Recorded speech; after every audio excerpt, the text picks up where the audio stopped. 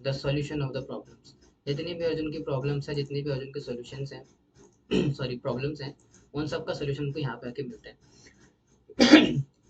फिर जब प्रॉब्लम की बात आती है तो सवाल आता है कि प्रभु जी प्रॉब्लम्स है कौन कौन सी। Although we had discussed already in the previous class, but today we will just go through it, थोड़ा गो थ्रू करेंगे और ऊपर से ओवरव्यू करने का प्रयास करेंगे कि अर्जुन की क्या क्या समस्या है। So let's start. सबसे पहले आता है the battle field of the mind, यानी कि मन में एक द्वंद्व चल रहा है ना। जैसा अक्सर लोग बोलते हैं कि ना यार मेरी ना जिंदगी काफी परेशान चल रही है और मेरे मन में ना एक युद्ध चल रहा है ना। आपने सुना होगा लोगों को ऐसा बोलते हुए, कहता है मेरा मन मेरा साथ नहीं दे रहा और मेरे मन के अंदर एक टसल मची हुई है, एक अपने आप में युद्ध चल रहा है ना। इस प्रकार की बातें कहते हैं लोग। अब ऐसा क्यों होता है?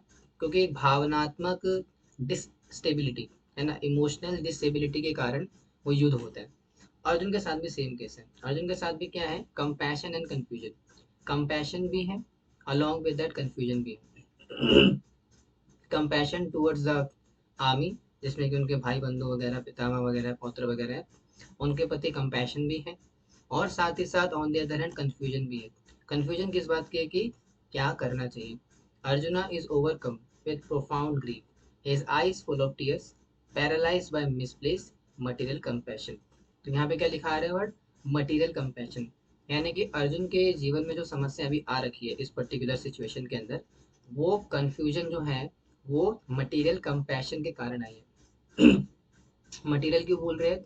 Because that is connected to the spiritual material world, यानी कि भौतिक जीवन या भौतिकता से संबंधित है, इसलिए उसको मटेरियल कंपैशन कहा जा रहा है। कंपैशन भी दो प्रकार के होते हैं। एक तो आपका स्पिरिचुअल कंपैशन, जिसमें कि आप किसी व्यक्ति को स्पिरिचुअली स्पिरिचुअल लेवल पे देखते हो और स्पिरिचुअल लेवल पे उसके प्रति करुणा का भाव विकसित करते हो। और दूसरा होता है मटेरियल कंपैशन। मटेरियल कंपैशन के अंदर आप किसी भी व्यक्ति, जीव या जानवर, कोई भी हो सकता है, उसको आप भौतिक स्तर पे देखते हो। तो अर्जुन के साथ जो कंपैशन है वो भौतिक स्तर पर है, ऐसा मैं नहीं कह रहा हूँ, अभी भगवान बोलेंगे आगे, ठीक है। लेकिन उसका पहले से आपको ओवरव्यू दिया हुआ है। तो अर्जुन क्या है? अर्जुन के मन में जो मटेरियल कंपैशन आ रखा है, उस वजह से कंफ्यूजन आ रखी है। और कंफ्यूजन क्या है कि Krishna challenges this sudden weakness, stating this impurities lead only to infamy, not higher planets. Confusion ये है अर्जुन के अंदर कि भैया मुझे युद्ध करना चाहिए या मुझे सब कुछ छोड़ के वापस जाना चाहिए। इतने सारे धर्म के सिद्धांत तो मैंने खुद ही बता दिए। मैंने खुद ही इतनी बड़ी बड़ी बातें बोल दी कि वर्णशंकर आ जाएगा, पाप लगेगा, इतने सारे क्षत्रियों को मारने से पाप लगता है है ना। इतने सारे क्षत्रियों का वध करने से कुल परंपरा का नाश हो जाता है। कुल परंपरा के नाश होने से कुल की स्त्रियां दूषित हो जाती है। कुल की स्त्रियों के दूषित होने से क्या होता है? अवांछित संतानें आती हैं। और जो अवांछित संतानें आती है वो क्या करती हैं? वर्ण संकर को लेकर के आती है जी, सोसाइटी के अंदर एक क्योस मचाती है और ना जाने क्या क्या। इतने सारे धर्म के सिद्धांत तो मैंने खुद बोल दिए, इतने सारे शास्त्रों की जो बातें हैं मैंने खुद बोल दी। लेकिन इतने सारे शास्त्रों की बातें करने के बाद भी, इतने सारे धर्म के सिद्धांत बताने के बाद भी मन में खालीपन है, मन में अभी भी द्वंद्व चल रहा है। उस द्वंद्व को दूर करने के लिए भगवान से कहते हैं a call to the call to rise. अब उठने के लिए एक डिमांड करते हैं। क्या डिमांड करते हैं? क्या demand? To cast off petty weakness of heart and stand with the strength of a true warrior. और भगवान क्या बोलते हैं? भगवान उनको ये समझा रहे हैं कि आपकी जो दुर्बलता है ना, शूद्र मृद दौर्बल्यम, भगवान वर्ड वहां पे इस्तेमाल करते हैं सेकंड वर्स के अंदर। क्या बोलते हैं कि कुतस्तमाकश्मलम् इदं विश्वे समुपस्थितम् अनार्याजुष्ट अस्वर्गम अकीर्तिकरम अर्जुन। तो भगवान को बोलते हैं कि अनार्य, अजुष्टम, अस्वर्गीय, अकीर्तिकरम अर्जुन। यानी कि उनको बोलते हैं कि शूद्र हृदय दौर्बल्यम, आप जो बातें बोल रहे हो अर्जुन, वो एकदम दुर्बल हृदय वाली बात है। यानी कि ऐसे व्यक्ति को शोभा नहीं देती जो कि आर्य है। आर्य व्यक्ति कौन होता है? आर्य व्यक्ति वो होता है जो कि अपने जीवन की समस्याओं को सॉल्व कर पाए। अगर लाइफ में कोई समस्या आती है तो उस लाइफ की समस्याओं को सॉल्व करने वाला व्यक्ति आर्य कहलाता है। तो भगवान बोल रहे हैं अर्जुन को कि आप तो आर्य हो, और आर्य होने के बाद भी आप अनार्य वाली बातें कर रहे हो, और आप जो है इस समस्या का समाधान नहीं निकाल पा रहे हो। और समस्या कोई ज्यादा बड़ी नहीं है। क्या बोल रहे हैं? समस्या कोई ज्यादा बड़ी नहीं है, आप भी उस समय लगी रही है। अब ऐसा क्यों कह रहा हूँ मैं? भगवान अभी आगे एक्सप्लेन करेंगे। जब भगवान आगे एक्सप्लेन करते हैं आत्मा का तत्व, तब जा करके अर्जुन को भी इस बात का रियलाइजेशन होता है कि वास्तव में समस्या इतनी बड़ी नहीं थी, इतना कि मैंने उसे बना दिया। और वही बोल रहे हैं, true compassion must be rooted in spiritual knowledge, not temporary bodily attachment. यानी कि हमारा जो कंपैशन है वो बॉडीली लेवल पे ना हो करके स्पिरिचुअल लेवल पे होना चाहिए। अब स्पिरिचुअल कंपैशन क्या होता है? स्पिरिचुअल कंपैशन अगर हमारे टर्म से बात करें तो किसी भी व्यक्ति को शारीरिक स्तर पे ना देख करके आत्म स्तर पे देखना। मान लो कि कोई सामने से व्यक्ति आ रहा है, ठीक है, और उसके पैर में चोट लगी हुई है, लंगड़ा है बेचारा, तो एक कंपैशन आता देख करके कि बेचारा लंगड़ा है ना। तो ये हो गया भौतिक कंपैशन, कि आपने उस व्यक्ति को लंगड़ा देख करके उसको कुछ खाने के लिए दे दिया, कुछ पैसा दे दिया, इसको बोलते हैं मटेरियल कंपैशन। लेकिन जो स्पिरिचुअल व्यक्ति होता है, यानी कि जो भक्त होगा, वो क्या देखेगा कि ये व्यक्ति भगवान का जीव है, भगवान के अंश है, ममे वांचो जीव लोग की जीव होता सनातन। और फिर क्या करेगा, उस व्यक्ति को जा करके भगवत गीता, भागवतम इसका पाठ पढ़ाएगा, साथ ही साथ हरिनाम देने का प्रयास करेगा। तो इसको बोलते हैं स्पिरिचुअल कंपैशन।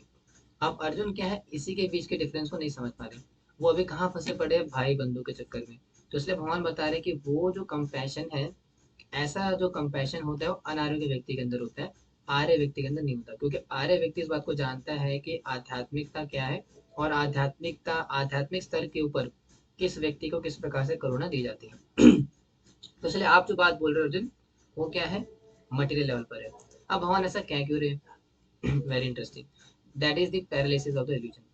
अब अर्जुन का जो मुंह है, उसके ऊपर थोड़ा सा एनालिसिस कर रहे हैं भगवान, और समझा रहे हैं आपको कि आपका वास्तविक जो इल्यूजन है वो किस प्रकार का है। तब बता रहे थे unthinkable act. Arjun question, how we can possibly counteract men like Bhishma and Drona, teachers worthy of his deepest worship। Arjun बता रहे, सॉरी, एनालिसिस तो भगवान कर रहे हैं, लेकिन अर्जुन पहले एक्सप्लेन कर रहे हैं, फिर उसके एक्सप्लेनेशन के बेस पे भगवान एनालिसिस करते हैं। अर्जुन कहते हैं कि आप खुद ही बताओ। आप बोल रहे हो मुझे कंपैशन जो मटेरियल लेवल वगैरह वगैरह, आप मुझे अनारे बोल रहे हो, इतना कुछ मुझे उल्टा सीधा बोल रहे हो, लेकिन आप मुझे खुद जरा बात बताओ, मैं कैसे, जो इतने महान व्यक्ति हैं, भीष्म पितामह द्रोणाचार्य, जो मेरे गुरुजन है, मेरे पूज्य है, मतलब मेरे पूजा के समान है, और बड़े ही पूज्य व्यक्ति है, तो ऐसे पूज्य व्यक्ति के ऊपर किस प्रकार मार चलाऊं, किस प्रकार उनको मारने का प्रयास करूं, आप मार सकते हो क्या? तो इस प्रकार की बात बोल रहे अर्जुन भगवान को, कि पहले तो भगवान ने बोला, डांट लगाई, अनारे बोला, शूद्र शूद्र बोला, हृदय दौर्बल्यम बोला, ना जाने क्या क्या बोला, अकीर्ति, तुम्हारी अकीर्ति फैलेगी, ऐसी ऐसी बातें बोली। फिर अर्जुन ने बदले में क्या बोला कि अच्छा आप ही बताओ, आपने मुझे इतनी बात बोली, तो आप बताओ, क्या मैं भीष्म पितामह द्रोणाचार्य जैसे महान महान व्यक्ति, जो कि मेरे गुरुजन के समान है, और साथ ही साथ मेरे पूज्य है, यानी कि उनकी पूजा की जानी चाहिए, इस लेवल पर है वो, तो क्या ऐसे व्यक्ति को मारा जाना चाहिए? अर्जुन ने सामने से क्वेश्चन पुट किया। और अर्जुन एक और बात बोलते हैं कि चलो अगर मान लेते हैं कि मैंने उनको मार भी दिया, आपके कहने पर मैंने उन्हें मार भी दिया, तो फिर क्या होगा? Blood stain victory. जो विक्ट्री हमें मिलेगी ना, that will be blood stain, यानी कि he concludes that ruling a prosperous unrivaled kingdom built on the lives of superiors would leave all enjoyment forever tame। यानी कि हम जो इन लोगों को मार के जीत प्राप्त करने भी वाले हैं ना, वो जीत जब हमें प्राप्त होगी, वो कैसे होगी? ब्लड स्टेन, चारों तरफ वो खून से सनी होगी, जैसे कहते हैं ना खून भरी मांग। तो वैसे ही अर्जुन भगवान से कह रहे हैं कि अगर मैं इन भीष्म पितामह इत्यादि जो मेरे गुरुजन है, इनको मान लो अगर मैं मार भी दूं, और मार करके यदि मैं विजय प्राप्त भी कर लूं, तो विजय प्राप्त करने का भी तो कोई फायदा नहीं है, क्योंकि विजय प्राप्त करने के बाद भी उनकी, हमारी जो युद्ध, हमारी जो विजय है, वो विजय कैसी होगी? हमारी खून से सनी हुई। ठीक है, तो इस प्रकार से अर्जुन समझाने का प्रयास करे अगेन। हालांकि ये ज्यादा समय नहीं चलता, कुछ समय चलेगा, उसके बाद भगवान चुप करा करके तो अर्जुन खुद सरेंडर हो जाएंगे, और सरेंडर होने के बाद जा करके दिव्य ज्ञान आता है। इसलिए क्या बताते हैं? The ultimate dilemma, paralyse between the dishonour of begging and honour of conquering his own king.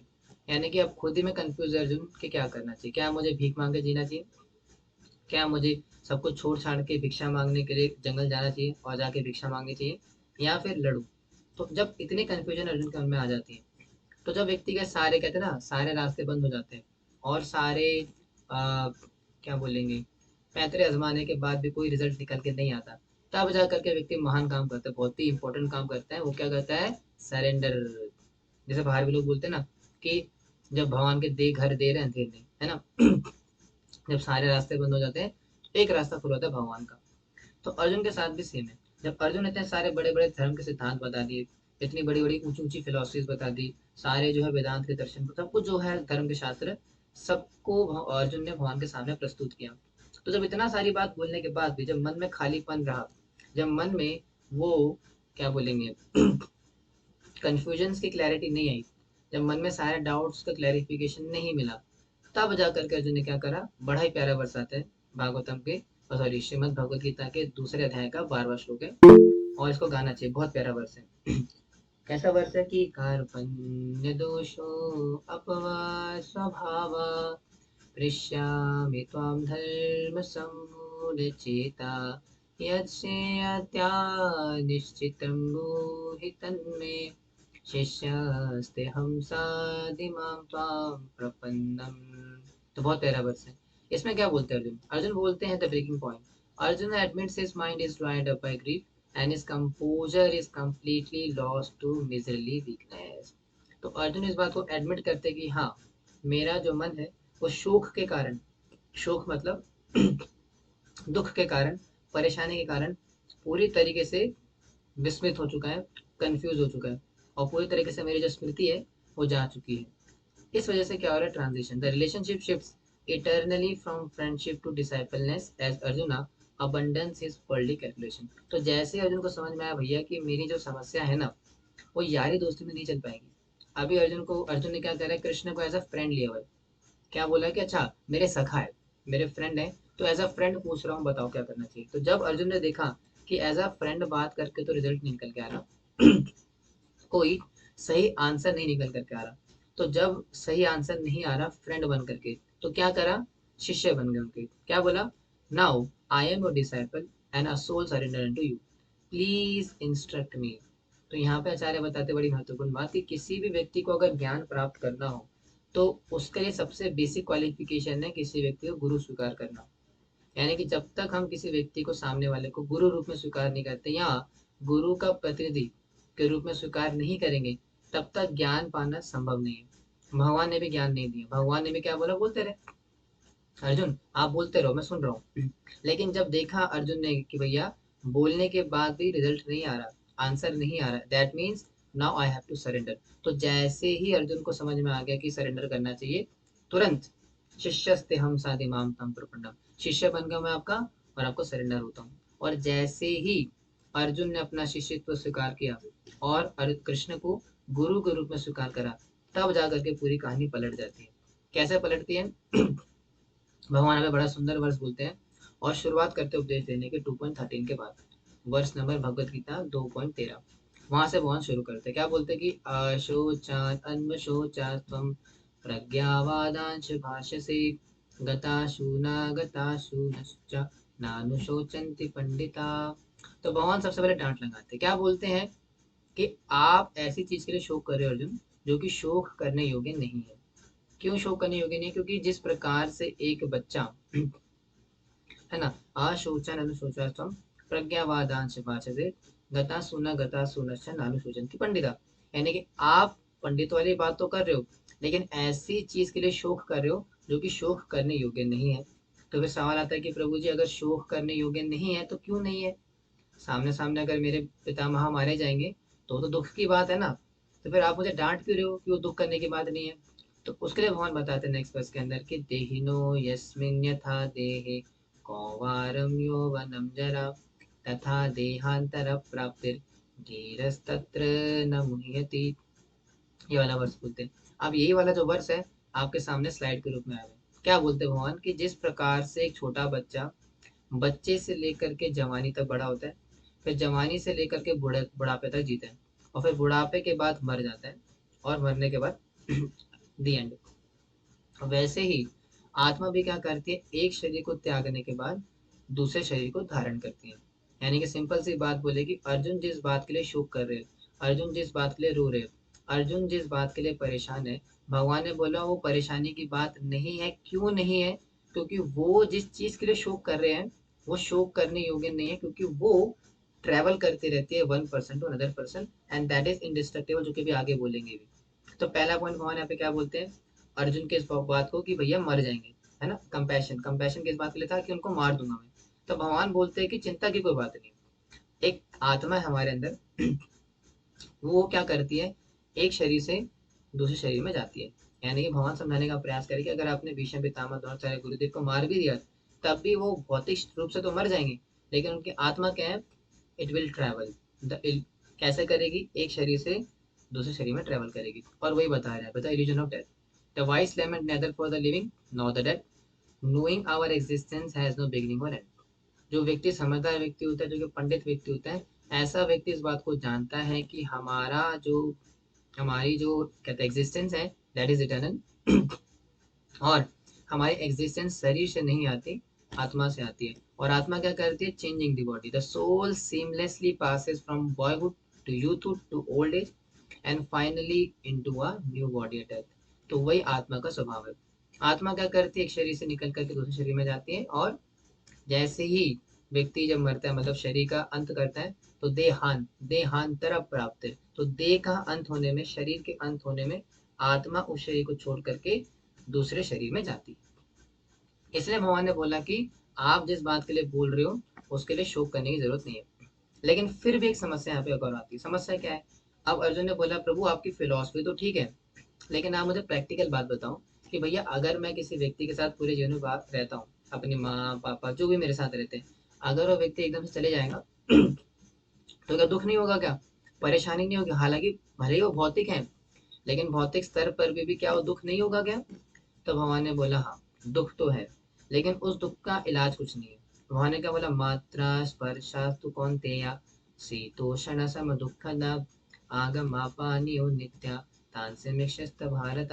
तो भगवान ने बोला कि हाँ, देखो भले ही आत्मा एक शरीर को छोड़ करके दूसरे शरीर में जाती है, लेकिन व्यक्ति क्या होता है, उस व्यक्ति से जो बॉडी में है उससे अटैच हो जाता है, और अटैचमेंट के कारण उसे दुख भी होगा जाने का।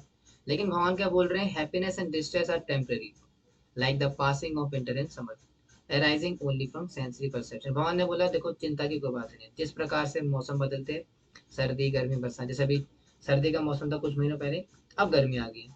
भगवान बता रहे हैं जिस प्रकार से एक व्यक्ति सर्दी का मौसम सहन करता है, गर्मी का मौसम सहन करता है, कुछ बदले में कर नहीं सकता उसके लिए, सिर्फ सहन ही कर सकता है।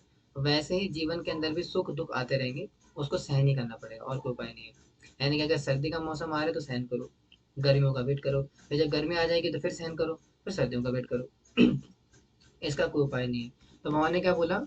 आप यही करो। अगर आपके पितामह इत्यादि अगर आपके सामने मर भी जाते हैं, तो क्या करना चाहिए आपको? You should tolerate. आपको टॉलरेट करना चाहिए, सहन करना चाहिए, क्योंकि सहन करने से क्या होगा, आप उसको थोड़ा सा ओवरकम कर सकते हो थोड़ी देर तो थोड़े समय के लिए। अदरवाइज इसको टॉलरेट करने के अलावा कोई उपाय नहीं है।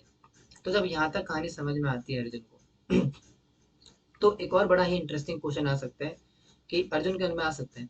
अर्जुन बोलेंगे ठीक है प्रभु, आपने बोला कि देहिनो इसमें, ठीक है, कि शरीर से आत्मा निकल करके दूसरे शरीर में जाती है।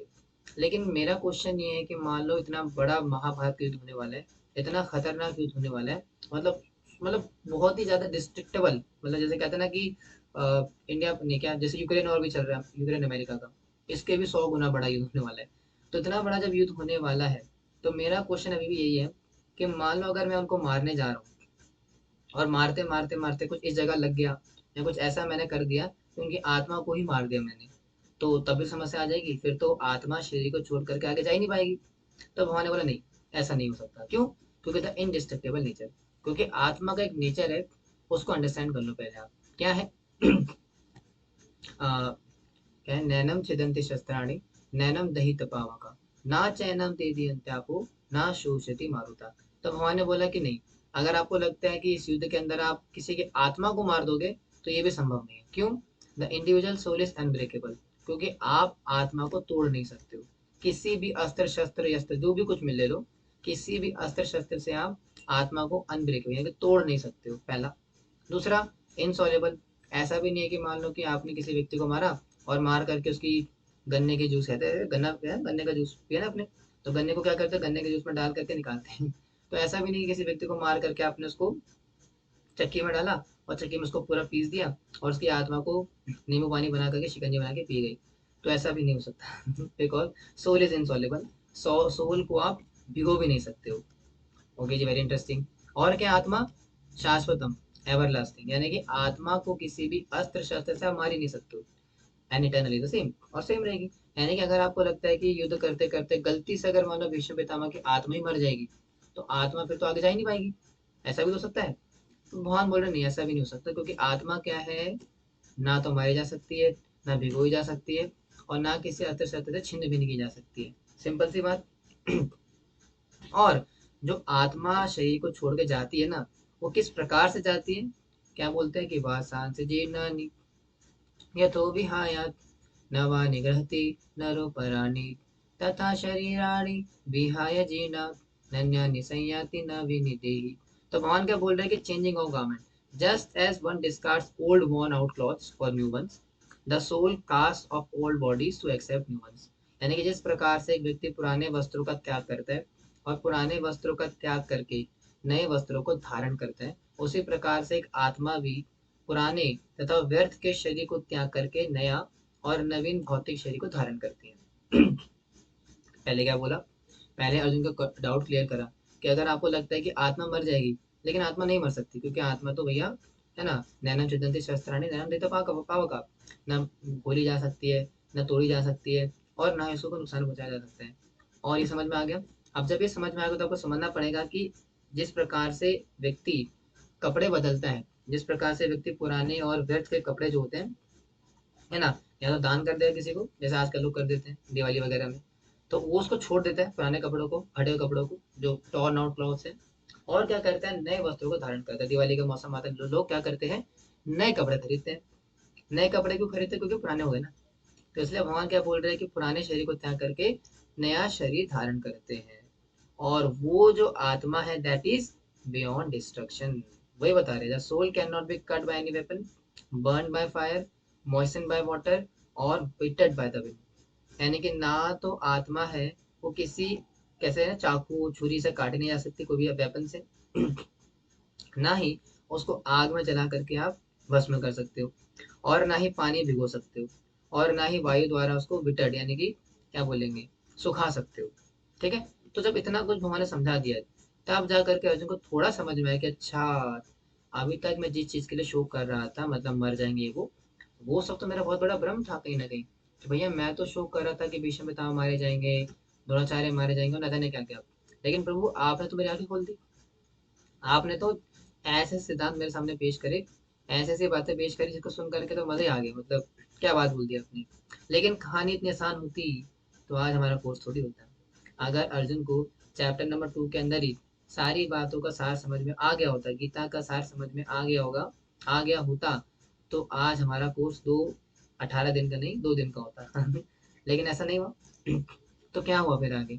तो भगवान क्या बोलेंगे, देखा कि अर्जुन जब इतनी बातों को सुनने के बाद भी कन्विंस नहीं है, तो भगवान ने क्या बोला, चलो यार अब ना इसको ना थोड़ा खत्म करते हैं, आत्मा वात्मा बहुत होगी, आत्मा को ना थोड़ा आगे लेकर के चलते हैं और थोड़ा नए टॉपिक को छेड़ते हैं। तो क्या बोलते हैं भगवान, था इनवेटेबिलिटी ऑफ डेस्टिनी। क्या बोलते थे, even if one beliefs the soul is born and dies for ever, death is certain for the born and the birth is certain for the death.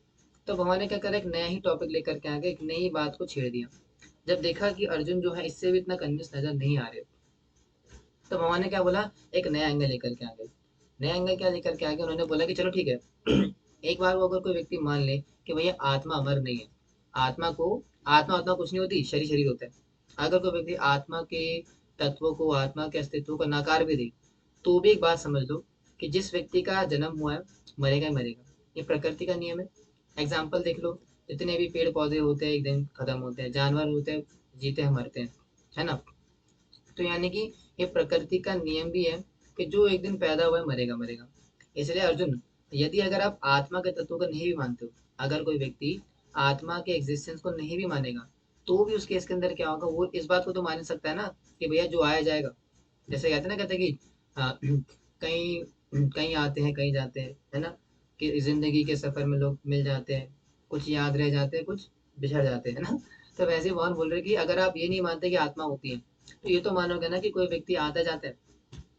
तो ये वाला पॉइंट लेकर के आगे, तो अर्जुन फिर से कन्विंस होना शुरू हो गया, अच्छा हाँ ये वाला पॉइंट भी बात सही है, कि मतलब अगर आत्मा नहीं भी है, मान लो एक बार को वैसे आत्मा है, लेकिन मान लो अगर आत्मा नहीं भी होती तो भी तो ये फिलॉसफी सही है कि भैया कोई आया तो जाएगा। है ना, every action has its equal and opposite reaction.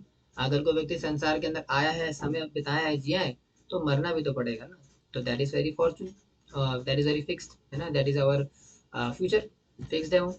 और दूसरा क्या है कि three stages, all beings are manifest in the beginning. अब भगवान थोड़ी और आगे फिलोसफी बताते हैं, इसको मैं ज्यादा कंफ्यूजिंग नहीं बनाऊंगा, सिंपल सी भगवान बात बोलते हैं भगवान बताते हैं कि ब्रह्मा जी के प्रारंभ से पहले, यानी कि सृष्टि की रचना से पहले, सारे जो जीवात्मा, सारे जो जीव होते हैं वो अव्यक्त अवस्था में होते हैं। अव्यक्त अवस्था का क्या मतलब है? यानी कि जैसे मान लीजिए हमारे घर में लाइट्स होती हैं, यानी जब हम लाइट्स मतलब घर से बाहर जाते हैं तो लाइट्स को ऑफ करके जाते हैं। इसका मतलब ये नहीं है कि बिजली नहीं आ रही है, बिजली आ रही है, लेकिन हमने क्या करा, स्विच को ऑफ कर रखा है। तो स्विच को ऑफ करने का मतलब है कि लाइट बंद है अभी, लेकिन लाइट का कनेक्शन अभी भी है। जैसे ही मैं घर पे वापस आऊंगा और बटन चालू करूंगा, लाइट जल जाएगी। तो वैसे ही भगवान समझा रहे हैं कि सृष्टि के प्रारंभ से पहले सारे जितने भी जीव होते हैं वो क्या होते हैं, अव्यक्त अवस्था में होते हैं। यानी कि लाइट है, मतलब शक्ति है, लेकिन ब्रह्मा जी के अंदर है, ब्रह्मा जी के अंडे के अंदर, ब्रह्मांड के अंदर है, लेकिन अभी इनएक्टिव स्टेट में है, अभी बटन ऑन नहीं हुआ। लेकिन जैसे ही सृष्टि होती है, ब्रह्मा जी क्रिएशन करते हैं, तो जैसे ही क्रिएशन होती है बटन दब जाता है और सारे प्राणी एग्जिस्टेंस में आ जाते हैं। तो ये फिलोसफी भगवान समझाते हैं अर्जुन को। फिर अर्जुन बोलते हैं हाँ, ये बात भी सही है, लेकिन इतना सरल अभी भी नहीं है। जब भगवान देखते हैं भैया ये भी बात बनेगी नहीं, इससे भी समझ में नहीं आ रहा, तो क्या करते हैं, अब धर्म का कॉन्सेप्ट लेके आते हैं। जैसे कहते हैं ना कि जिस जिस क्या बोलेंगे, जैसी बीमारी वैसा इलाज, है ना? जिस आपने जिस हथियार से वार करा उसी हथियार से वापस का वार करेंगे। तो भगवान ने भी वही करा। जब भगवान ने देखा कि भैया आत्मा आत्मा तो ठीक है, लेकिन अर्जुन ने जिस पॉइंट को छेड़ा था वो धर्म की बात थी, धर्म का सिद्धांत था। तो मैं भी क्या करता हूँ, धर्म की बात लेकर के आता हूँ। तो भगवान क्या बताते थे, पाथ ऑफ राइटियस ड्यूटी। अब भगवान धर्म की बात करते हैं। जब अर्जुन ने धर्म की बात बोली, तो भगवान भी क्या बोलेंगे, अब धर्म की बात बोलेंगे। धर्म क्या कहता है, क्षत्रिय honour, fighting on religious principle is the supreme engagement for a warrior, opening the doors to the heavenly planets। तो भगवान ने बोला, अर्जुन आपने क्या बात करी, धर्म की बात करी, चलो धर्म के में आ जाओ, धर्म की बात करने आ जाओ।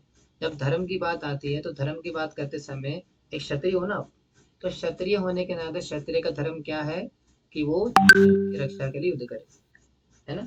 धर्म रक्षती थी रक्षिता, धर्म जिसकी रक्षा, आप जिस अगर धर्म की रक्षा करोगे तो धर्म आपकी रक्षा करता है। ये क्षत्रियों का धर्म है क्या, कि आपको धर्म के लिए युद्ध करना चाहिए। अगर आप आत्मा के तत्वों को नहीं मानते, पुनर्जन्म, ये सब चीजें नहीं मानते मान लो, लेकिन धर्म की बात तो मानोगे, क्योंकि आपने भी धर्म के सिद्धांत बोले भी। इसलिए धर्म होने के नाते, क्षत्रिय होने के नाते आपका धर्म बनता है कि अधर्म को हराना और धर्म की स्थापना करने के लिए युद्ध करना। तो इसलिए उसके लिए युद्ध कर लो।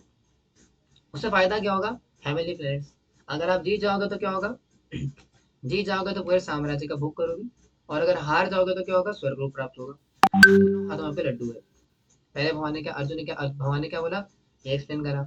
साथ में क्या बोला कि मान लो अगर आप युद्ध नहीं करते हो, if you are not ready to fight, तब क्या होगा, the cost of inaction, neglecting duty leads to loss of reputation for a respectable person, dishonour is vastly worse than death.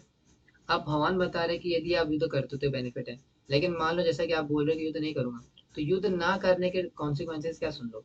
यानी कि आपके चारों तरफ अकीर्ति फैलेगी, बदनामी होगी। खुद सोच के देखो, मान लो कि अगर एक योद्धा है, वो जंग में जा रहा है बॉर्डर पे लड़ने के लिए, इंडिया पाकिस्तान की जंग हो रही है और वो बॉर्डर पे खड़ा है, और जैसे ही व्यक्ति बॉर्डर पे खड़ा है, तो बॉर्डर पे खड़े होकर देखता है कि सामने जो पाकिस्तान की सेना में है ना, मेरे पीछे पिछली मतलब मेरे पास मतलब बहुत पहले मेरे दादाजी के समय का, जब उस समय का मेरा पिछड़ा हुआ भाई आ रहा है। तो इस प्रकार से देख लिया, तो उसने क्या करा, डर के मारे भाग के आ गया कि भैया मैं अपने अपने भाई पे गोली कैसे चलाऊं।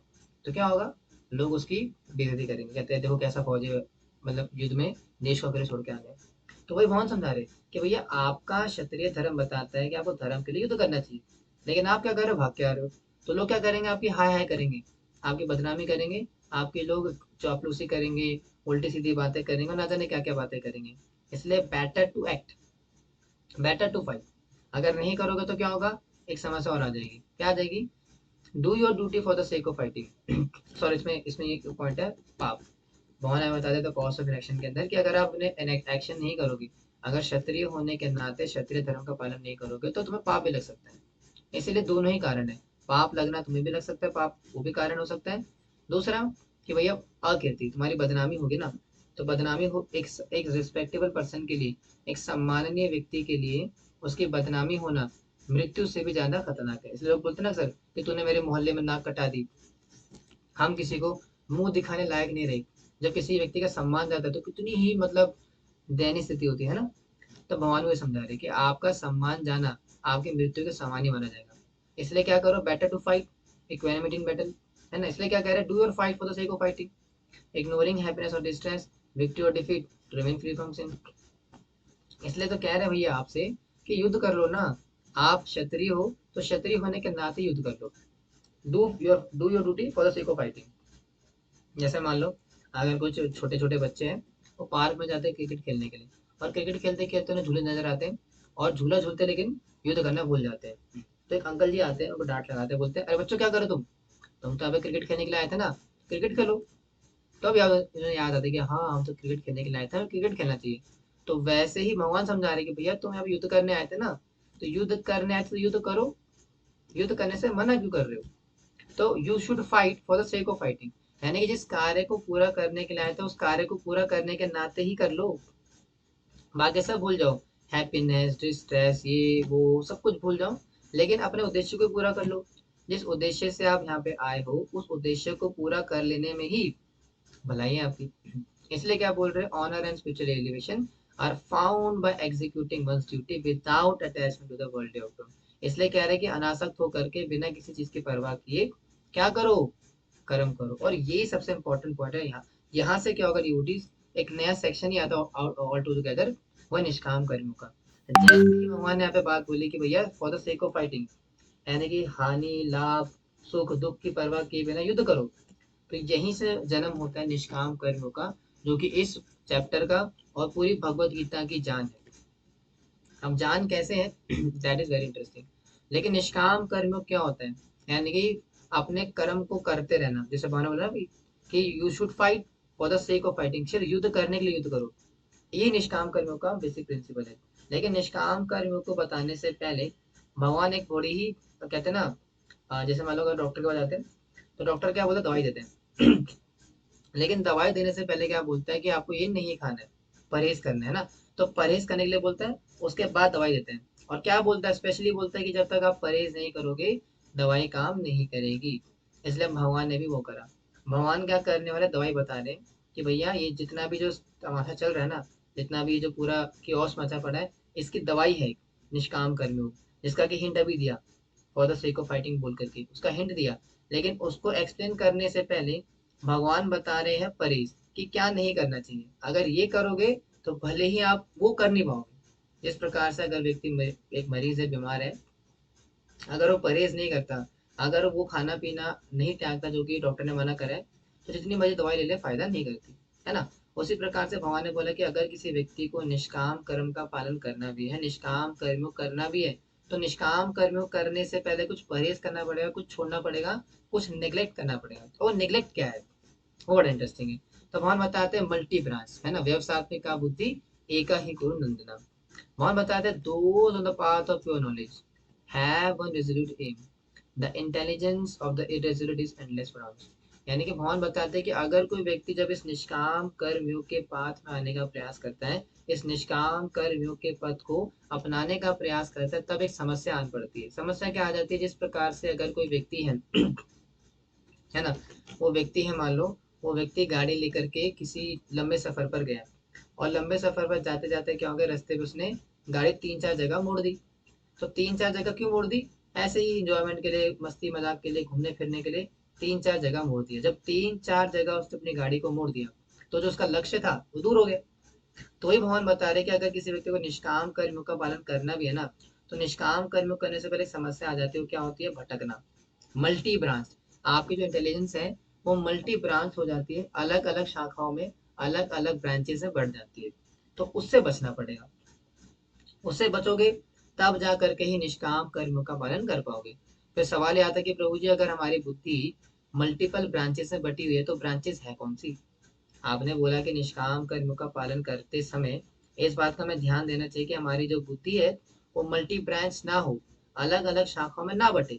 लेकिन वो अलग अलग शाखाएं हैं क्या, तो वो दिया है। पहला आता है द ट्रैप ऑफ ओपिनियंस, यानी कि attachment to the flowery words of the Vedas for heavenly elevation prevents resolute determination for devotion service. तो ये सबसे पहला है ट्रैप। सबसे पहली क्या है बाधा, जो मल्टी ब्रांच की बात करी वो ये है, यानी कि वेदों में दी गई जो अलंकृत भाषा है, जो फ्लावरी लैंग्वेज है, कि फलाना फलाना एक कराने से इंद्र लोक का राज्य प्राप्त होगा, फलाना फलाना एक कराने से इतना धन लाभ होगा, तो इसको बोलते हैं मल्टी ब्रांच। यानी कि अगर कोई व्यक्ति निष्काम कर्म का पालन कर रहा है तो उसको सबसे बड़ा भटकाव आता है इस कर्म कांड के अंदर कि भैया ग्रह शांति के कर लो ये हो जाएगा, वो ये के कर लो ये हो जाएगा।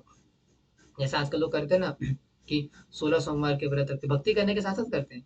16 सोमवार के व्रत रखते हैं, ज्योतिष के पास जाते हैं, एस्ट्रोलॉजर के पास जाते हैं, न्यूमरोलॉजिस्ट के पास जाते हैं, ये कार्ड पता नहीं क्या क्या होता है, मुझे तो पता भी नहीं नाम। और क्या होता है, tarot card, tarot tarot card को दिखाते, रीडिंग को क्या क्या नहीं करते, हमको समझ नहीं आता। इसको बोलते हैं मल्टी प्रयास, यानी कि भक्ति के अंदर भी आता है। अगर कोई व्यक्ति शुद्ध कृष्ण भावनामृत का प्रयास कर रहा है, फॉलो कर रहा है, तो उसके अंदर भी मल्टी प्रयास हो जाते हैं। ज्योतिष के पास जाएंगे, है ना, काला जादू, नीला जादू, पीला जादू, इनको देखिए, इनमें सब पड़ जाते हैं। तो भगवान बताया कि निष्काम कर्म का पालन करते हुए इस बात का व्यक्ति को ध्यान देना चाहिए कि मल्टी ब्रांच ना हो। और मल्टी ब्रांच जब बात करते हैं तो सबसे महत्वपूर्ण उसमें क्या आता है, हमारा वेदों में दिए गए अलग अलग कर्म कांड के तरीके। उस कर्म कांड के अंदर फंस जाता है व्यक्ति कि भैया फलाना फलाना एक एक करने से इंद्र का स्वर्ग लोक प्राप्त होगा, है ना, अप्सराएं मिलेंगी, इस प्रकार की बातें। तो इस प्रकार की बातें क्या करते हैं, व्यक्ति को फंसा देती है। और वही भगवान बता रहे हैं, अगर व्यक्ति इसमें आकर के फंस जाएगा तो निष्काम कर्म का पालन नहीं कर पाएगा। इसीलिए आपको क्या करना पड़ेगा, rising above the modes, one must become transcendental to the three modes of material nature, free from dualities and anxiety for gain. तो इसलिए आपको क्या करना पड़ेगा, प्रकृति के तीन गुणों को पार करना पड़ेगा। भगवान ने क्या बोला, भगवान ने बोला कि आपको निष्काम कर्म करने हैं, लेकिन निष्काम कर्म क्या होते हैं, कैसे किए जाते हैं, बताने से पहले ये बताना पड़ेगा, हमें जानना पड़ेगा कि निष्काम कर्म करने में बाधाएं क्या क्या होती है, परहेज क्या क्या करना है। तो भगवान ने क्या बोला, बाधाएं क्या, मल्टी ब्रांच, हमारी जो इंटेलिजेंस है वो मल्टी ब्रांच हो जाती है, अलग अलग शाखाओं में बढ़ जाती है।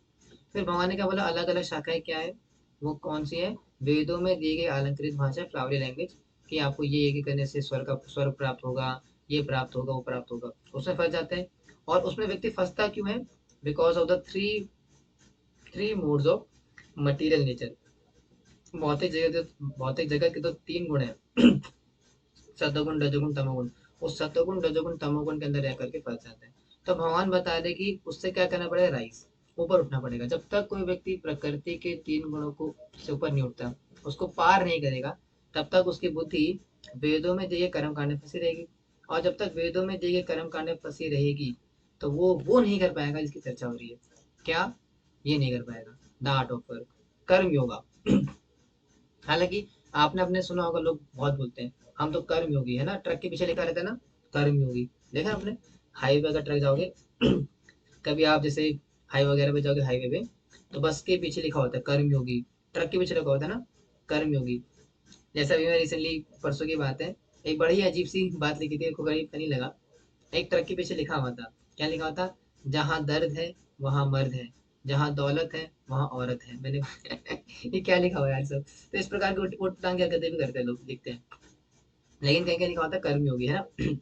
तो वास्तव में वो कर्मयोगी वास्तव में है नहीं। कर्मयोगी का प्रिंसिपल क्या है, कर्मयोगी वास्तव में क्या होता है, वो भगवान बता रहे चैप्टर के अंदर। क्या बताते हैं, law of action, you have a right to perform the prescribe duty, but you are never entitle to the fruits of your action. ये है निष्काम कर्म का बेसिक प्रिंसिपल। इसका प्रिंट मार करके, नोट बना करके दिल पे लिख लो, दिल पे छाप लो, इसको लिख लो दिल के ऊपर। फिर आप बोलेंगे मुझे दिल पे कैसे लिख ली, दिल पे तो उसका नाम लिखा हुआ है, उसको हटा के लिखे क्या, हटा दो, उसको हटाओ और ये लिखो श्लोक भगवद गीता का। कौन सा वर्ष है, कर्मण्येवाधिकारस्ते मा फलेषु कदाचन मा कर्म फल हेतुर्यो जाति संगास्तु कर्मणि। ये है वो वर्ष, भगवद गीता की जड़ी बूटी। वो जड़ी बूटी संजीवनी बूटी है। ये संजीवनी बूटी जिसने समझ ली, खा ली, पचा ली, ऐसे व्यक्ति का कल्याण हो जाएगा। ये सबसे बड़ा important, one of the important verse है गीता का, भगवद गीता का, कर्मण्येवाधिकार। तो भगवान क्या बोल रहे हैं, you have a right to perform a prescribed duty, but you are never entitled to the fruit of your action.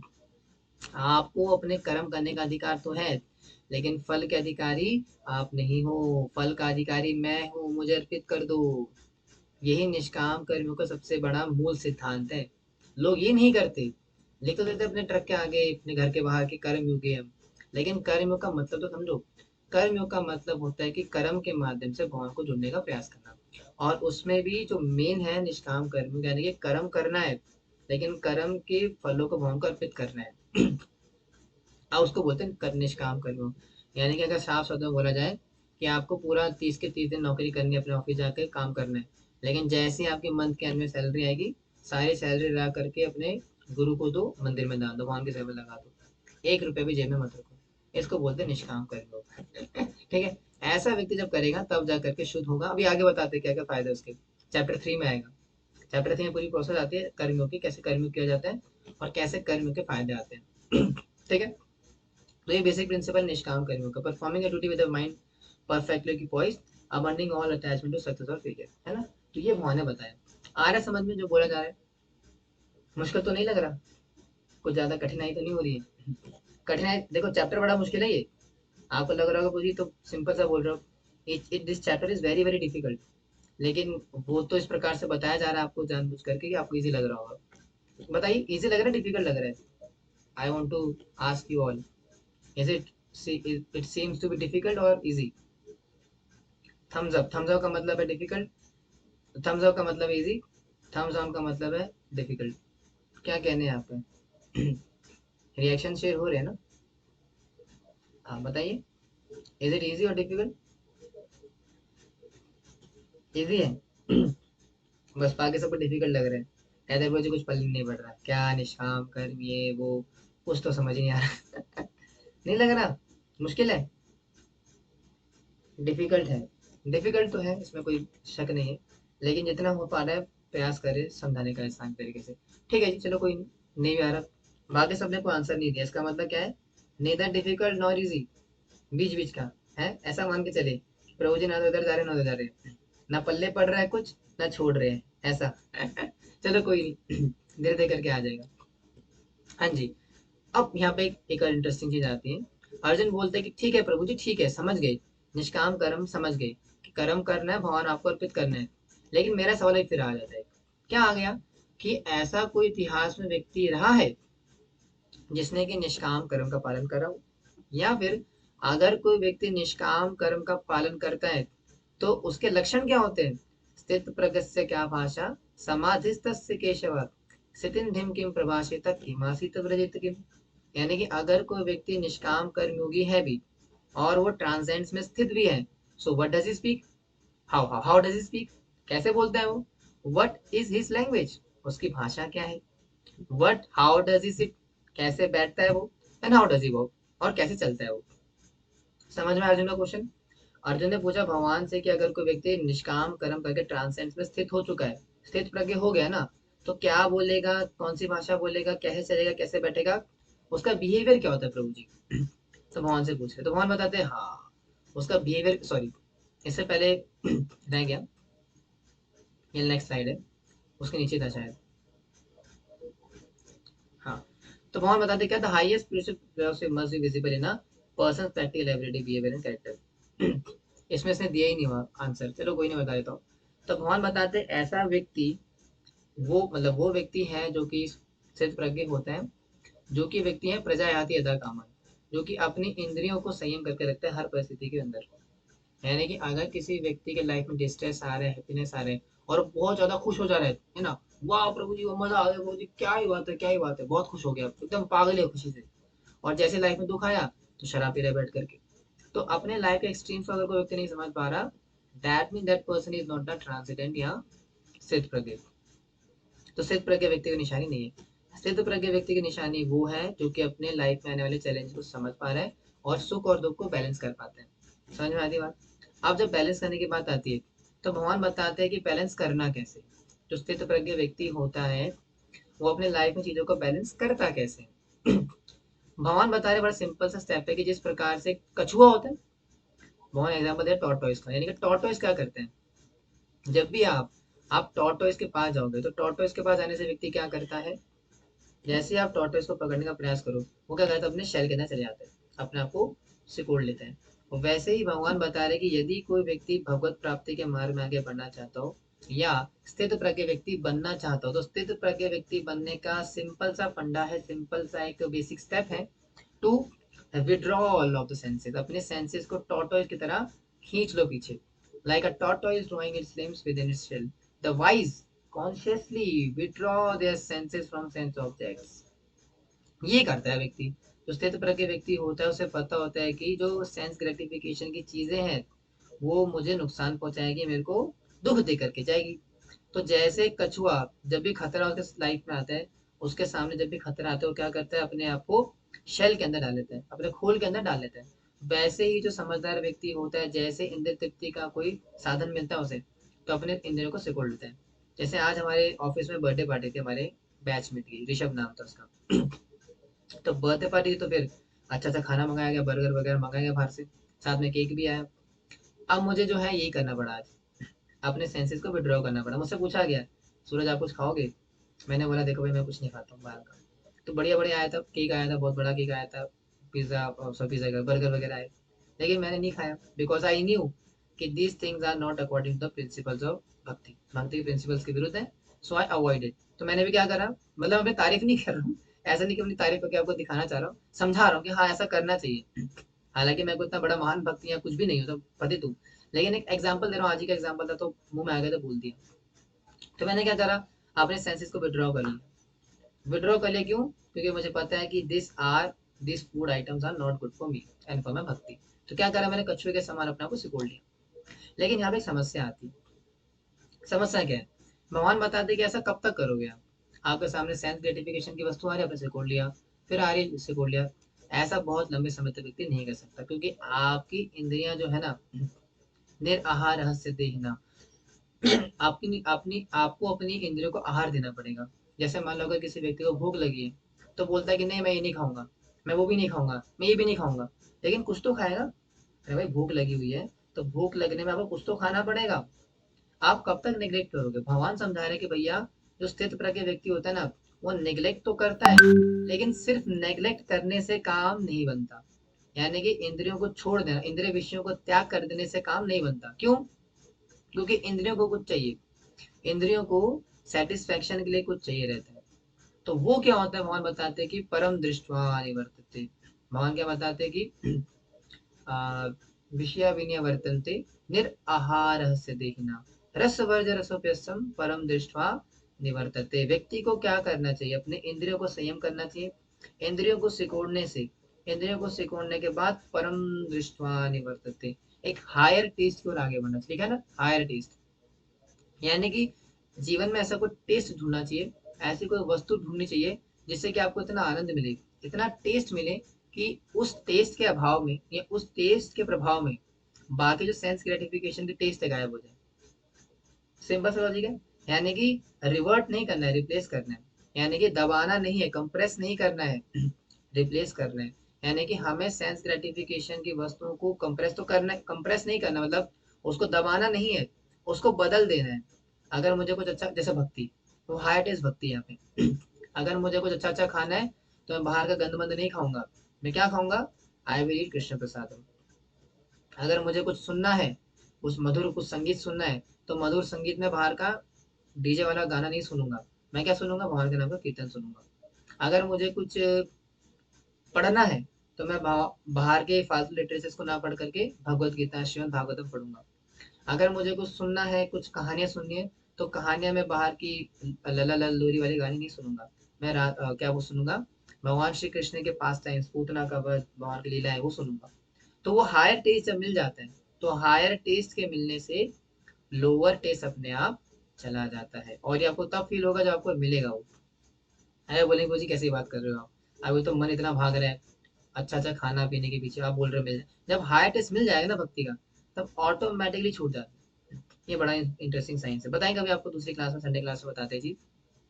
लेकिन हाँ, कहने का मतलब क्या है कि द हायर टेस्ट, अगर किसी व्यक्ति को जीवन में हायर टेस्ट मिल जाता है, तो हायर टेस्ट के मिल जाने से लोअर टेस्ट चला जाता है। बस 5 मिनट्स मोर, चैप्टर बड़ा है काफी, इससे थोड़ा समय लग गया।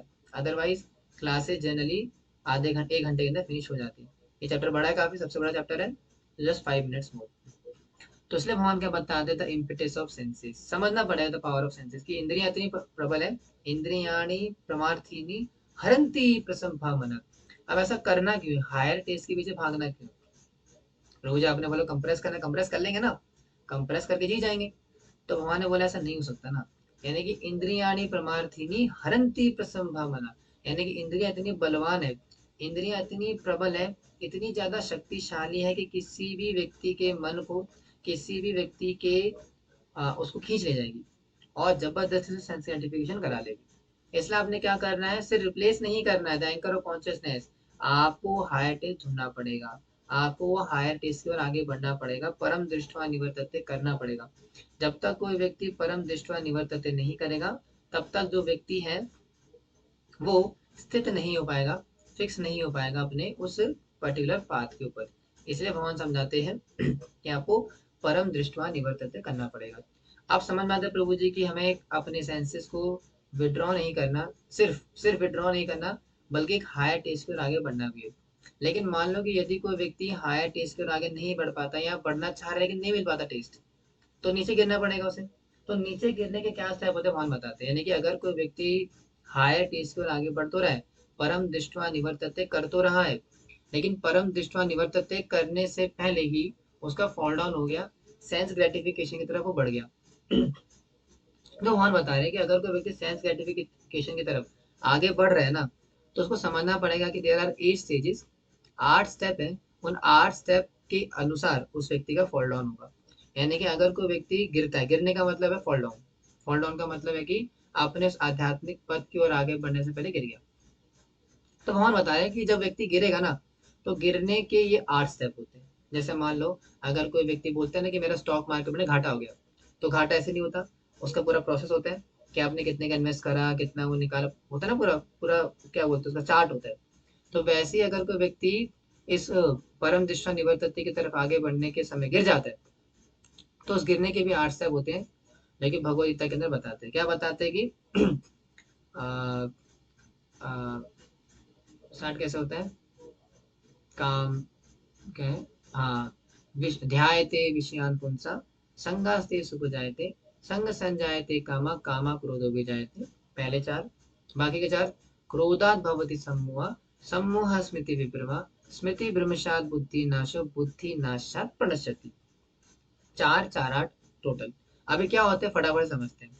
सबसे पहले स्टेप आता है कंटेम्पलेटिंग सेंस ऑब्जेक्ट्स। सेकंड आता है आपका अटैचमेंट डेवलप्स। थर्ड थर्ड आता है आपका लस्ट इज बॉर्न। फोर्थ आता है आपका एंगर राइजेस। फिफ्थ आता है आपका कंप्लीट डिल्यूजन। सिक्स्थ स्टेप आता है आपका bewilderment of memory. Seven step है आपकी loss of intelligence. And the eight step is the final fall down in the material world. आप इसको क्या समझेंगे? एग्जाम्पल के साथ समझते हैं, राजू भाई के एग्जाम्पल देंगे। जैसे मान लो जो राजू भाई है हमारे, वो भी परम दृष्टवा निवर्तते की तरफ आगे बढ़ रहे हैं, यानी कि भक्ति कर रहे हैं। भक्ति करके उस हायर टेस्ट को प्राप्त करने का प्रयास कर रहे हैं और चाह रहे हैं कि वो हायर टेस्ट मिल जाए। और हायर टेस्ट जब मिल जाएगा तो लोअर चला जाएगा। लेकिन अभी वो हायर टेस्ट पूरी तरीके से स्टेबल नहीं हुआ, पूरी तरीके से वो हायर टेस्ट अभी मिला नहीं है। तो ऐसे में राजू भाई क्या करते हैं, फंस जाते हैं। कैसे फंसते हैं, वो फंसने का स्टेप्स क्या बताते हैं। अब राजू भाई क्या कर रहे हैं, अपने रास्ते से जा रहे हैं, घर से निकल के जा रहे हैं, अपने ऑफिस या कॉलेज जा रहे हैं, हाथ में माला लेकर के जा रहे हैं, और माला करते करते जा रहे हैं, हरे कृष्णा कृष्णा कृष्णा हरे हरे, हरे राम राम राम हरे हरे करते हुए जा रहे हैं। तो जैसे ही वो जा रहे हैं तो रास्ते में उन्हें एक बहुत ही खूबसूरत सी देवी जी मिलती है, लड़की मिलती है अपनी ही एज की। बहुत ही सुंदर, बहुत ही खूबसूरत लड़की, मतलब देख करके कोई व्यक्ति दीवाना हो जाए। तो हमारे जो राजू भाई है, उनकी नजर भी उन माता जी की तरफ पड़ जाती है कि अरे वाह, कितनी सुंदर माता जी। तो एक झलक देखी बस, और एक झलक देखते बोला नहीं, मतलब डिवोटी मुझे आगे बढ़ना चाहिए, मुझे परम दृष्टवा निवर्तते करना है, मुझे हायर टेस्ट चाहिए। लेकिन झलक तो दिख गई, झलक दिखला था तो हो गया, ही हैज सीन हिम, हर देख लिया उनको। अब जब उनको देख लिया, तो अब क्या करेगा, सबसे पहला स्टेप आ जाएगा कंटेम्पलेटिंग दिस सेंस ऑब्जेक्ट्स। पहला स्टेप आ गया, यानी कि अब क्या करेगा, घर जा करके कंटेम्पलेट करेगा। क्या सोचेगा, कह रहे वाह, कितनी सुंदर लड़की थी वो, गुलाबी रंग का सूट पहना हुआ था, है ना, काले काले बाल थे, और इतनी प्यारी मुस्कान थी। मतलब कंटेम्पलेशन करेगा उस पर्टिकुलर माता जी के प्रति। कंटेम्पलेशन द फर्स्ट स्टेप, उस सेंस ऑब्जेक्ट के प्रति कंटेम्पलेशन का, and that is the beginning of fall. यहाँ से शुरुआत होती है फॉल डाउन होने की। सबसे पहला स्टेप क्या, कंटेम्पलेटिंग, कंटेम्पलेट करेगा। समझ में आता है? फिर अब क्या करेगा व्यक्ति, बार बार लगातार सोचे जा रहे हैं उसी लड़की के बारे में, उसी माता जी के बारे में राजू भाई सोचे जा रहे हैं। तो सोचते सोचते सोचते the comes with the second step, attachment. Attachment develop हो गई है, उस पर्टिकुलर माता जी के प्रति आसक्ति आ गई। यानी कि अब जब भी उस मोहल्ले से निकलेंगे हमारे राजू भाई, तो उस मोहल्ले से निकल करके माला करते करते नजर दौड़ाएंगे, कह रहे यार वो लड़की कहाँ है, कहाँ थी वो, यही तो आया करती थी, अब नहीं आ रही है। इसको क्या बोलते हैं, अटैचमेंट आ गई, सेकंड स्टेप, अटैचमेंट डेवलप हो गई। अब जब अटैचमेंट डेवलप हो गई अब मान लो कि 3 दिन हो गए, 3 दिन से वो जो माता जी है हमारे राजू भाई को नजर नहीं आ रही, लेकिन जैसे ही चौथे दिन में वो निकले घर से बाहर, तो वो माता जी इस बार गुलाबी की जगह पीले रंग के सूट में नजर आ गई। और क्योंकि अब अटैचमेंट आ चुकी है, सेकंड स्टेप अटैचमेंट आ चुकी है, तो जैसे ही अटैचमेंट आई तो राजू भाई ने क्या करा, उसको देख लिया फिर से सेकंड टाइम। अब जब सेकंड टाइम देखा ना पीले सूट के अंदर, now comes a very harmful step, third step, that is lust. अब जा करके लस्ट आएगी कि यार इतनी सुंदर लगती है यार, पिंक ड्रेस में भी सुंदर लगती है, गुलाबी में, काले में, पीले में, हर ड्रेस में सुंदर लगती है यार। बस एक ही डिजायर है अब तो लाइफ में, बस उनको प्राप्त करना है, उन उस लड़की को शादी, उससे शादी करके घर बसाना है। लास्ट आ गया। देख रहे हो कैसे आगे स्टेप बढ़ रहे हैं। कंटेम्पलेशन करा, करते करते करते अटैचमेंट आ गई, फिर अटैचमेंट से क्या हो गया, लस्ट आ गई। अब उस स्त्री को प्राप्त करना है, उस माता जी को, उस देवी जी को प्राप्त करना है। थर्ड स्टेप आ गया। अब हमारे राजू भाई क्या कर रहे हैं, राजू भाई जब पूरा महीना निकल गया, अब उस पूरे महीने के अंदर हमारे राजू भाई ने उनसे करीबन 10-12 बार मुलाकात करी, रास्ते में दिखी, कभी काले सूट में, कभी पिंक सूट में, कभी अलग अलग ड्रेसेस में। और अब क्या होगी, लस्ट आ चुकी है। अब जब लस्ट आ चुकी है, अब क्या करेंगे हमारे राजू भाई उस स्त्री के प्रति, उनको जाकर के प्रपोज करेंगे, अप्रोच करेंगे, उनको बताएंगे कि मैं आपको बहुत ज्यादा पसंद करता हूँ, आई रियली, आपको एडमायर करता हूँ बहुत, यू आर वेरी ब्यूटीफुल। तो अब वो देवी जी क्या करेंगी, वो बोलते कि अरे आप कैसी बातें कर रहे हैं, मेरा तो ऑलरेडी, मैं तो शादीशुदा या बॉयफ्रेंड हूँ। तो जैसे ही ये पता लगा हमारे राजू भाई को, क्या होगा, तन से जो टूटे कोई सपना, जग सुना सुना लागे, है ना। तो जग सुना सुना लागे करा, और घर पे आके क्या करा, चीजें पटाना शुरू कर दिया, चिल्लाना शुरू कर दिया पागलों की तरह, दीवार में मुक्के मार रहे हैं, है ना, करते ना लड़के करते हैं जनरली। तो क्या हो गया, फोर्थ स्टेप, एंगर राइजेस, गुस्सा आ रहा है कि मेरा प्रपोजल रिजेक्ट करा तो करा कैसे, क्योंकि लस्ट है ना, लस्ट गेट्स कन्वर्टेड इनटू क्रोध, काम से क्रोध आता है। तो काम था, लस्ट था उसके प्रति, स्त्री के प्रति, तो मना करे तो क्रोध आ गया, अब गुस्सा आ गया, अब वो जो प्रेम था, सो कॉल्ड लस्ट था, अब कन्वर्ट हो गया एंगर में। आप क्या सोच रहे हैं, आप सोचेंगे कि भाई अब छोड़ूंगा नहीं उसको मैं, अब उस लड़की, उसने मुझे मना कैसे करा, I will not leave her, छोड़ूंगा नहीं, देख लूंगा, गुस्सा आ गया। तो चौथा स्टेप है। अब क्या होगा, पांचवा स्टेप आएगा, कंप्लीट डिल्यूजन। डिल्यूजन का मतलब होता है कि आपकी जो है, आपको एक कहते हैं ना, बहुत बड़ा क्या बोलेंगे, भूल भुलैया, भूल भुलैया, तो भूल भुलैया व्यक्ति कहते हैं गुम हो जाता है। तो वैसे ही वो व्यक्ति गुस्से में इतना पागल हो जाता है, बोरा जाता है कि मतलब कहते हैं ना एकदम मैड, बिकम्स मैड, पूरी तरीके से क्रोध में इतना, क्रोध की आग आग में इतनी जल रहा है कि व्यक्ति पूरा पागल हो चुका है, कंप्लीट डिल्यूजन हो चुका है। एंड दैट इज दी, 1 2 3 4 5, पांच स्टेप, फिफ्थ स्टेप आ गया। तो जब व्यक्ति का कंप्लीट डिल्यूजन हो गया, पूरी तरीके से डिल्यूजन में आ गया व्यक्ति, अब क्या होगा, now come the six time, bewilderment of memory, यानी कि आपकी बुद्धि, स्मृति भ्रमशात, स्मृति विभ्रम हो गई, यानी कि अब उसको समझ में नहीं आ रहा कि मुझे क्या करना चाहिए, क्या नहीं करना चाहिए। अब मन में प्लानिंग करेगा कि जब वो रास्ते से निकलेगी ना, उसके मुंह पे एसिड फेंक दूंगा। Oh my God, such a brutal act. मन में क्या आ रहा है, क्योंकि गुस्सा है ना, गुस्सा कन्वर्ट हुआ डिल्यूजन के अंदर, और डिल्यूजन से क्या हो गया, बुद्धि खत्म, समझ में नहीं आ रहा कि गलत क्या सही क्या, मतलब सब बराबर लग रहा है, क्या सोच रहे हैं कि जैसे निकलेगी, I will throw acid on face, six step. फिर जब ये आ गया मन के अंदर, तो क्या हो गया, seven step, loss of intelligence. अब समझ नहीं आ रहा भैया, अब बुद्धि का नाश हो चुका है पूरा, बुद्धि नाशात, पूरा नाश हो गया बुद्धि का। आप तो पूरा प्लान कर चुके हैं भैया, अब छोड़ूंगा ही नहीं, मेरे को मना करा तो करा। अब जैसे मान लो शादी का कार्ड आ गया, आपको पता लगा कि उस लड़की की शादी हो रही है, तो क्या होगा, इतना बुरा हो जाएगा गुस्से में कि पूरी बुद्धि नाश हो जाएगी। और जैसे ही बुद्धि का नाश हो जाएगा, तो अब क्या होगा, फॉल डाउन होगा। अब कुछ ना कुछ क्या करेगा, कोई क्रिमिनल एक्ट करेगा, या तो उसको मैसेज फेंक देगा, या उसका मर्डर करा देगा, या फिर राहत फतेह अली खान की तरह उसको गोली से मार देगा। And that is the last है, फॉल डाउन। यहाँ पे आगे व्यक्ति पूरा बर्बाद हो जाता है। और किसी भी क्रिमिनल एक्ट के पीछे, किसी भी किसी भी संसार के अंदर किसी व्यक्ति का फॉल डाउन होता है, पतन होता है, तो ये 8 कारण जिम्मेदार होते हैं, जो कि भगवत गीता के 2.62 और 2.63 के अंदर आते हैं। ये 8 स्टेज आते हैं, इन 8 स्टेप पे व्यक्ति का फॉल डाउन होता है। आया समझ में? अच्छे से आ गया होगा। अब समझ में आता है प्रभु जी की, बस 2 मिनट्स खत्म होना है, 2 स्लाइड बची है बस। आप समझ आते हैं प्रभु जी, लास्ट, आई थिंक लास्ट है, लास्ट है हाँ। आप प्रभु जी आपने बोला कि इस प्रकार से फॉल डाउन होता है, तो फॉल डाउन से बचे कैसे, तो उसके लिए भगवान बताते हैं कि 72 वर्ष में आता है, आपूर्णमानम् अचला प्रतिष्ठं समुद्रमापा प्रवशन्ति यद्वत् तदर्थ कामान प्रवशन्ति सर्वे स शांतिमाप्नोति न काम कामी। तो भगवान बताते हैं कि जिस प्रकार से एक समुद्र क्या करता है, बहुत सारी नदियों को अपने अंदर धारण कर लेता है है ना। सागर के अंदर बहुत सारी नदियां आ रही है, तो उन सारी नदियों को क्या करता है, अपने अंदर समा लेता है। उसी प्रकार से व्यक्ति को भी क्या करना चाहिए, इन सारी, मान लो कि राजू भाई को क्या करना चाहिए, राजू भाई को जैसे उस स्त्री को देखा, अंदर समा लो, भूल जाओ, यानी कि समा लो। जिस प्रकार से सागर सारी नदियों के पानी को अपने अंदर समा लेता है, लेकिन कभी फिल्ड आउट नहीं होता, भरता नहीं है, फूटता नहीं है। उसी प्रकार से व्यक्ति को क्या करना चाहिए, सारी समस्याओं को, सारा कुछ भी लाइफ में जो आ रहा है उसको अपने अंदर ले लो, और अपने अंदर लेकर के भूल जाओ कि क्या हुआ। And that is the final step. तब जा करके व्यक्ति क्या होगा, द ओशन ऑफ पीस, जो मैंने बताया था। आप पुण्य मानम अचला प्रतिष्ठम समुद्र माप प्रवशन्ति यद्वत् तदर्थ कामान प्रवशन्ति सर्वे न शांति मापनोति न काम कामी। तब जा करके व्यक्ति के जीवन में शांति आएगी, यानी कि जब व्यक्ति समुद्र के समान हो जाएगा, और सारी नदी का पानी जिस प्रकार से समुद्र अपने अंदर ले लेता है, उसी प्रकार से अगर कोई व्यक्ति उस परम दृष्टवा निवर्तते की तरफ आगे बढ़ रहा है, उस निष्काम कर्म की ओर आगे बढ़ रहा है, तब व्यक्ति को सागर के समान होना चाहिए, समुद्र के समान होना चाहिए। यानी कि जीवन में कोई भी सेंस ग्रेटिफिकेशन की चीजें आती है, उसको आ गई, आ करके उसने संभाल लिया, मतलब उसको कोई फर्क नहीं पड़ा, he has absorbed everything, and that is the final step of this chapter. ठीक है जी। हरे कृष्णा। श्रील प्रभुपाद की जय, भगवत गीता की जय, से भक्तों की जय। आई होप डिवोटीज आपको चैप्टर समझ में आया होगा।